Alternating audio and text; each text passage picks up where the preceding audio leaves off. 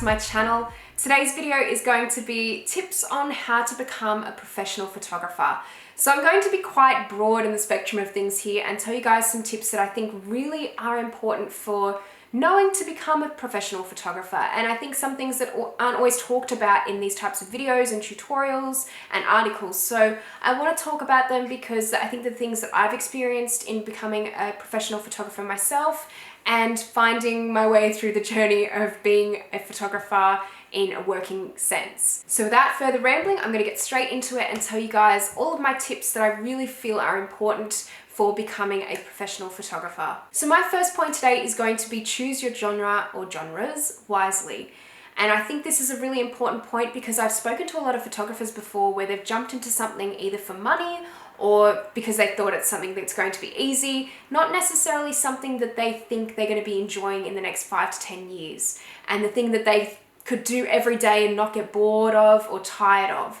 And I think that's really important because, like anything for creatives especially, I think we always need to be stimulated with something that is exciting for us and that we are interested in.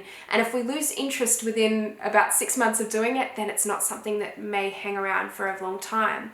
So I think instead of looking at what can make you money or what can make you a very lucrative career, I think look at the genres that you really love to shoot and the ones that you think you would never get tired of or you wouldn't get tired of for a very long time, and then choose them wisely based on that. And I always feel like it's best to keep it to a select genre or maybe 1 or 2 genres and that you can kind of branch out into. I think it's important to not be the jack of all trades and master of none. That's a really popular term that's used amongst photographers, but yeah, just look into doing that and make sure you choose your genres wisely. My next point is to shoot all the time and develop a style. Developing a style is not the easiest thing to do and it does take time, but I think everyone eventually starts to realize that their work has a style once they feel that little bit more flow with their work and how they shoot and how they edit, and it does come with time. So I think developing that is very attractive to clients. Clients a lot of the time book photographers based on their style of photography. So I think that's a very important thing to keep in mind, is that clients will probably be more likely to book you if you do have a very distinct style and something that is a little bit more unique to you. Shooting all the time, of course, helps with improving your work. So I think as a professional photographer, you always need to be improving your work and pushing forward, striving forth and creating new things, trying new things. I think it's such an important thing, and it's something that you don't ever want to become too complacent with, because I think that's sometimes the time where the work does start to dry up if you do become too complacent or jaded with your work. The next point I want to make is being comfortable with making contacts with creatives or industry professionals. I think this is very, very important for recommendations for you to do shoots or to shoot with clients, work with brands, that sort of thing. Working with creatives is such a common thing to do in my line of work, especially with beauty photography. I'm always working with different makeup artists and brands, and also hairstylists as well. And you know, there's designers as well that you can get on board. There's so many different types of people you can make a contact with, and I think that's very important for getting yourself out there. And it's not easy to do, but it's something that's definitely needed when you are a professional photographer, and you have to kind of have that sense of comfort in doing so. My fourth point is being able to accept constructive criticism and to ask for it. I feel like sometimes without constructive criticism, we can stall with our work and we don't really know where we're going wrong. And a lot of the time there is no right and wrong with photography. It's kind of based around things that are better for attracting clients, things that maybe aren't so great for attracting clients. But at the end of the day, I think you have to be able to accept that little bit of constructive criticism here and there, because it does help you eventually grow with your work, and it builds that little bit of a thicker skin, I think, as well, which you do have to have with this industry. You do get rejected a lot. It's a fact. I think a lot of photographers out there know this and can relate to me right now as I'm saying this, but it is a sense of rejection that you feel a lot of the time, and you have to be able to cope with that and to understand that constructive criticism is really in the end to help your work grow.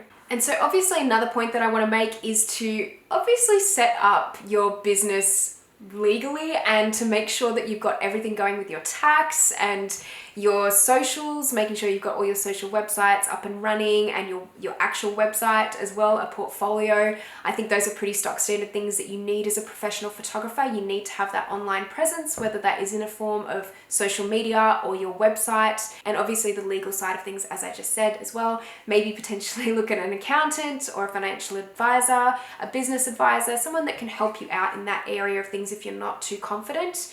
I personally make sure that all of that stuff is in check, because as a professional photographer, sometimes that's not all you have to do in terms of photography. You'll have to really cover the business side of things, which I think is very important to make sure you have in the beginning and to set that up for yourself. The next point I want to make is to start charging for your photography. And this might sound like an obvious one for most people out there, but it's not always the most obvious point. I think some people are too scared to charge for their photography, and they wait way too long past the point of when they should have started charging. And sometimes this can be a problem, because my next point is actually to not say yes to everything.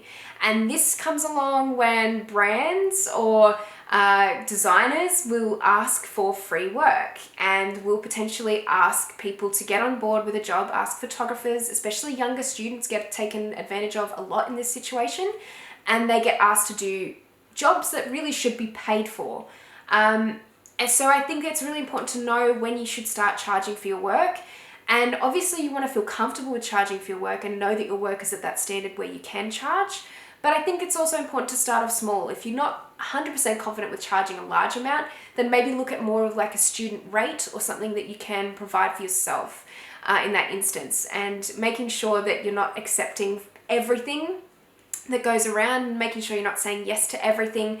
I think that goes for people who are a little bit more further in their field as well, that are a bit more experienced. Not saying yes is always a hard thing to do sometimes, but I think it's important to not burn out as well, and to make sure that you're getting paid for your work in the way that you should. Another tip that I have here is to know who you want to work for. If you don't know of any brands or clients that you want to work for, this can be a real issue, because you don't really know what to go after or how to direct your work. So I think that's very important, is to write down that list of clients initially that you really want to work for, and then start to work towards that and start to gear your photography towards those clients, and make sure that you're keeping that in mind when you're thinking about your career and who you actually want to shoot for one day. Because a lot of people don't actually know that. A lot of photographers don't know who they want to work for, and that's why it's really important to keep that in mind. And my last tip is to develop more than one skill if possible, and this could really save your career at times if you have more than one overlapping skill. And there is a lot when it comes to photography. You can look at retouching and graphic design and printing. All of those sorts of things come under this creative umbrella, and if you can really reach out into one of those other fields, it can really help you along initially when you're getting your business up and running, and you may not be getting as much work as you like from photography itself. For me, in my instance, I do a lot of retouching professionally, so that always helps me, I think, as well as my passive income when things are getting a bit slower through certain months. That really does help. So I think that that's one thing that I would definitely recommend all beginners out there to try. So thank you guys so much for watching this video. I really hope it was helpful to you, and if you guys have any more tips or tricks, put them down in the comment section below. I think it's really important that all the beginners out there can see everyone else's information as well on the subject. And if you like this video, please give it a thumbs up, and if you haven't subscribed to my channel already, please do, and click the notification bell so you can see all the videos that I'll have up in future. Thanks again for watching, guys, and I'll see you next time. Bye!